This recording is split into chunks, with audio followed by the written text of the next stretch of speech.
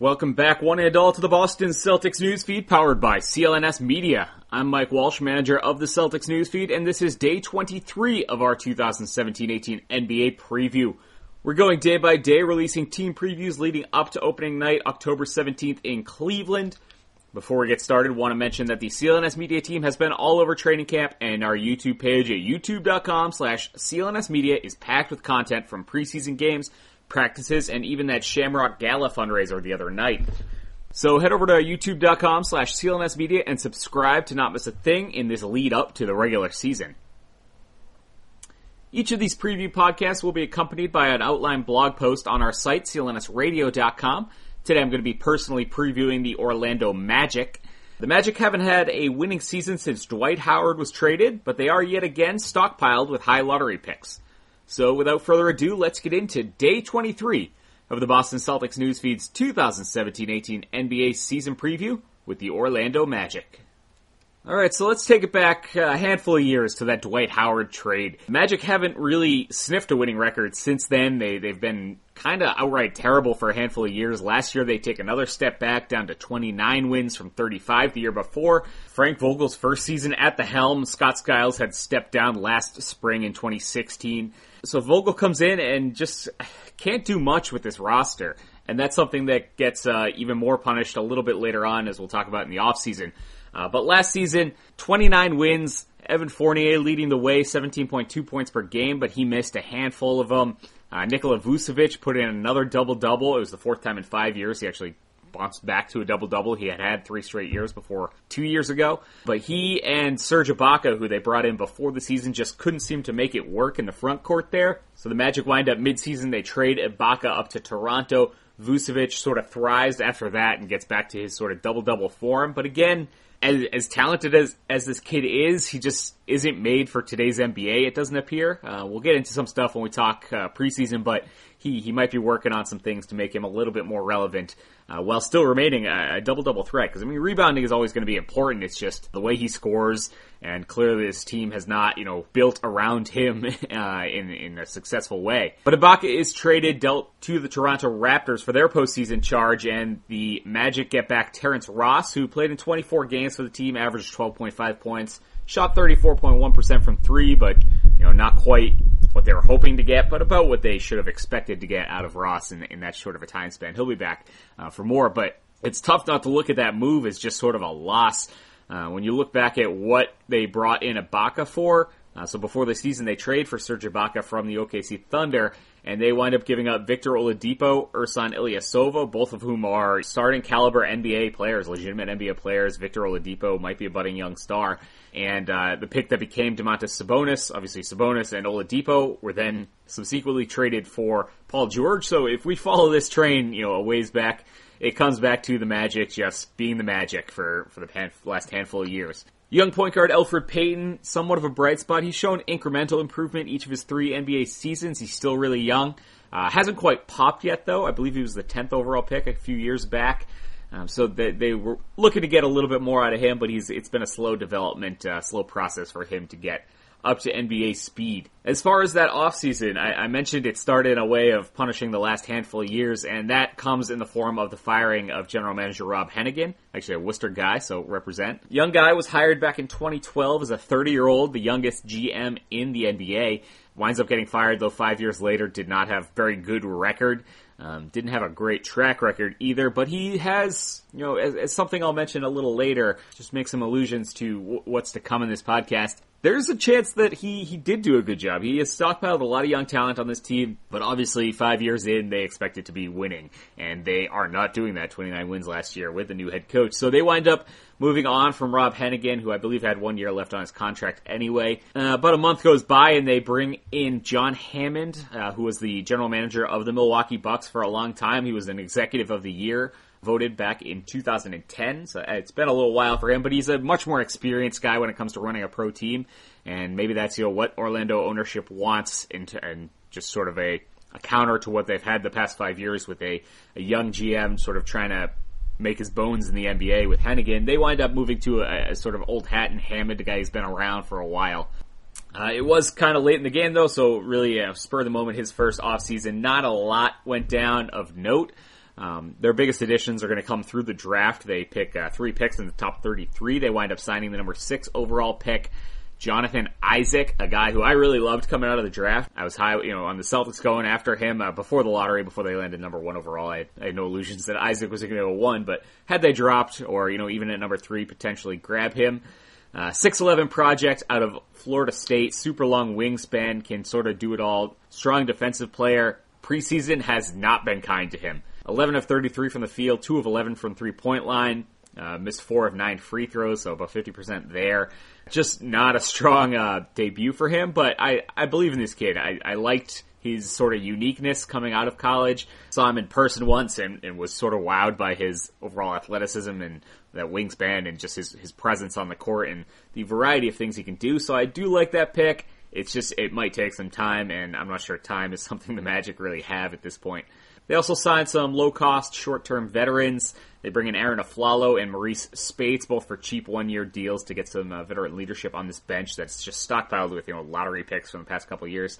And they bring in backup point guard Shelvin Mack, who I guess will help out Elfrid Payton, but they also have DJ Augustin under a similar contract, so I'm not sure exactly that move, but they do sign Aflalo, Spates, and Shelvin Mack this offseason.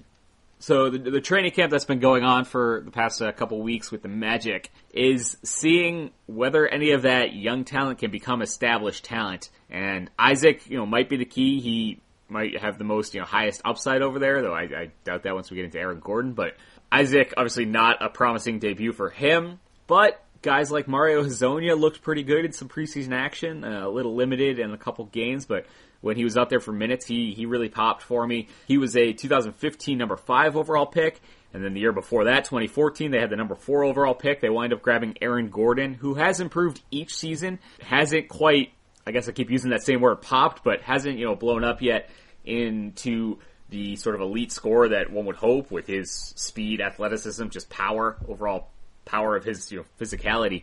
But he looks like maybe that guy could be happening this season. This will be his 4th NBA year. A couple preseason games, he really blew up. I don't know if you guys remember last year against the Celtics late in the season.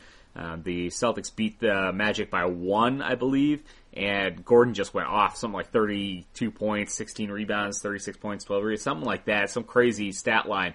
So he has that talent. It's a matter of consistency with him, and maybe this is the year. And if this is the year, then this team is trending a little bit better than we might think, as we'll get to in a minute. Next move they make, tough to see what comes out of this roster here. Bismack Biyombo contract, just a total disaster. He's making $17 million this year, next year, and he has a player option for the following year, so likely for the next 3 seasons, the Magic will have to pay him $17 million a year. That, along with Fournier, who is worthy of that contract. Those are the top salaries on the team, both at $17 million. Biyombo, 25 years old, I just don't see it happening at this point. He's been in the league for a while, and I don't know. Maybe this is it. I would figure this is the last year you have any hope of him getting it offensively and putting it all together as an all-around player. Not much in terms of expiring contracts on the books for the Magic. Nikola Vucevic, an intriguing option maybe for a contender. Definitely a guy who can produce big time, on the boards and just sort of scoring in the paint and from mid-range. He'll be 27 in October, has a decent contract, I think around $12.5 million for the next 2 seasons.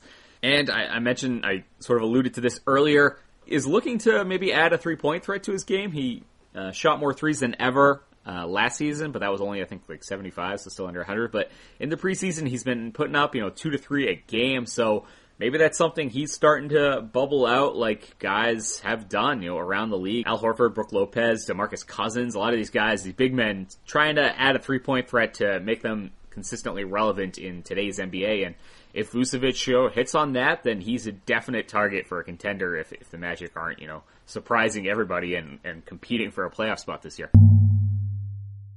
Today's episode of the Newsfeed Preview Podcast Series is sponsored by Greats, makers of the all-time greats, classic, stylish, and comfortable sneakers sold at a great price. I know they're comfortable because I own a pair, and I wear them all the time. I have their all-leather Royale lace-ups. I have white-on-white ones. They look really cool. I've worn them with jeans. I actually wore them on a golf course yesterday, covering a game with dress pants. So you can wear them with shorts, jeans, khakis, really anything suits. Head over to greats.com, check out those, check out the Worcester slip-ons. They have a ton of great styles and colors to choose from for both men and women. Head over to greats.com, enter the promo code Celtics Roundtable, and you'll get 15% off your first order at checkout. Go to greats.com, that's GREATS.com. Be sure to enter Celtics Roundtable and save 15%. Greats also believes so much in their shoes, they're going to offer you guys a no-risk return and exchange policy to guarantee that you get the right fit and style that you love. That's greats.com, and use our code Celtics Roundtable and save 15%. How they beat the Celtics. Boston swept Orlando in 3 games last year. They will play 4 times this year. I'll give you those real quick. They meet first time Sunday, November 5th, so pretty early on in the season down in Florida, and then again on Black Friday on November 24th. Back in Boston, so twice really to start the season. Then they will meet at TD Garden again Sunday, January 21st, and the 4-game season series this year ends Friday, March 16th, down at the Amway Center in Orlando. This matchup, as I mentioned last year, 2 out of the 3 games were total blowouts for the Celtics, but that one game, it was, 32 points, 16 rebounds for Aaron Gordon. Really kept them in it. Isaiah Thomas pulled the Celtics through, though. I don't hate the Magic starting 5. Payton, if he's able to pop, I like Evan Fournier. Good scorer, excellent 2-guard. Aaron Gordon, this could be the year he pops. They'll have Terrence Ross, Mario Hezonja, Flalo over there at the small forward spot. So 3 guys you're going to get decent production out of, or, Hezonja might pop as well. And then at center, you have Vucevic. You bring in Maurice Spates if Biyombo can't do it as a backup. I like the starting 5. It's just behind that, DJ Augustin, Jonathan Isaac. Jonathan Simmons, solid player, but you're not going to have a ton of production from him. I mentioned guys like Hezonja and Biyombo and Spates. This bench is iffy at best, and I think that'll end up being the downfall of his team. Though, trending-wise, I don't want to totally discount them. Gordon's still promising, Hezonja promising. Isaac, I think, still would have one of the higher upside picks of that draft this past summer. And I don't want, don't jump down my throat on this, but there has to be at least a slim chance that Rob Hennigan is, in a couple of years, looked at like Sam Hinkie is. Doesn't there? I mean, he's stockpiled a ton of, top-level draft talent on this team. It's not, back-to-back number 1 overall picks like Brian Colangelo now has to play with in Philly, but does John Hammond start reaping some of those benefits that Colangelo is now from Hinkie? From, in this case, Hennigan? I don't know, maybe that's just the Worcester in me that's pulling for Rob Hennigan still, but I think that's still a possibility. Final record standings prediction from me, 35-42. I do think they're going to win some games. I think Aaron Gordon is going to take another step. Elfrid Payton as well. Mario Hezonja maybe. 11th in the Eastern Conference, so 35 wins for the Magic. Frank Vogel year 2. I do see some incremental improvements coming up this year. Thanks everybody for tuning into day 23 of the Boston Celtics Newsfeed's 2017-18 NBA preview. Again, you can get more analysis on the CLNSradio.com site and view any of our previous episodes at youtube.com/CLNS Media. Follow CLNS on Twitter at CLNS Media and myself at CLNS_Walsh. Be sure to subscribe to the Celtics Newsfeed, rate and review us on iTunes, Stitcher, and of course, the CLNS Media Network's mobile podcast app. Until next time, this is Newsfeed Manager Mike Walsh, signing off.